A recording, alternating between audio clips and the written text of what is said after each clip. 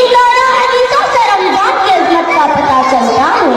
معلوم ہو کہ ماہ رمضان میں نیکیوں کا انجام دینے سے دوری اختیار کرنا اور بغاوت و شرارت کا کھل مظاہرہ کرنا ہلاکت و بربادی کا سبب ہے، اور ایسا جتنا رمضان کی مبارک شاعتیں پا کر بھی اپنے گناہ کی مغفرت نہ کرا سکا، اس سے بڑا بدنصیب اور محروم القسمت دنیا میں کوئی نہیں ہے۔ اللہ رب العالمین نے رمضان المبارک کے اندر بے شمار رحمت اور برکتیں رکھی ہیں۔ اے نیکیوں کا سنا بہار لینا ہے، عبادت و اطاعت کو انجام دینے اور رب کی رضامندی کو حاصل کرنے کا مہینہ ہے، گناہ خطا کو معاف کرانے کا مہینہ ہے، یتیموں اور مسکینوں اور فقیروں پر مال لٹانے کا مہینہ ہے۔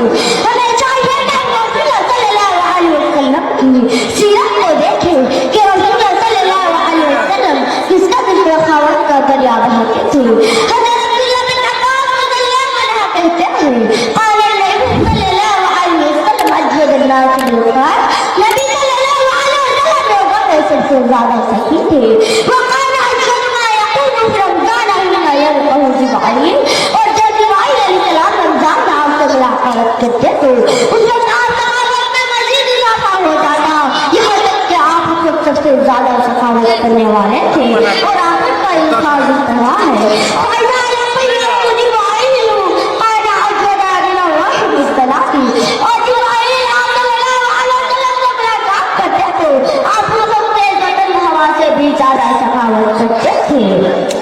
لہذا ہمیں بھی چاہیے کہ ہم اسے رمضان کے مہینے میں نیک کاموں کا انجام دینے میں سبقت کریں، کیونکہ ہم نبی صلی اللہ علیہ وسلم کی امتی ہیں۔ مقدس تربیت ہوتی ہے رمضان المبارک میں، مقدس تربیت ہوتی ہے رمضان المبارک میں، بڑی معانیت ہوتی ہے رمضان المبارک میں۔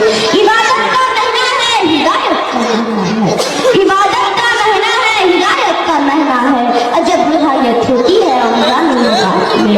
معزز حاضرین، جب رمضان کا مہینہ آتا ہے تو جنت کے دروازے کھول دیے جاتے ہیں اور جہنم کے دروازے بند کر دیے جاتے ہیں اور شاکین کو جنم دیا جاتا ہے۔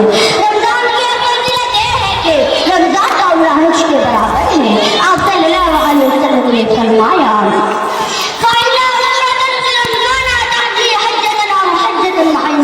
رمضان کا عمرہ کرنا میرے ساتھ حج کرنے کے برابر ہے۔ معزز حاضرین، خلاصہ کلام یہ ہے کہ رمضان پر بابرکت اور بڑی عظمت اور مغفرت والا مہینہ ہے، اس میں اچھا اور نیک اعمال کرنا چاہیے، اعمال صالحہ کی طرف سبقت کرنا چاہیے، ضرورت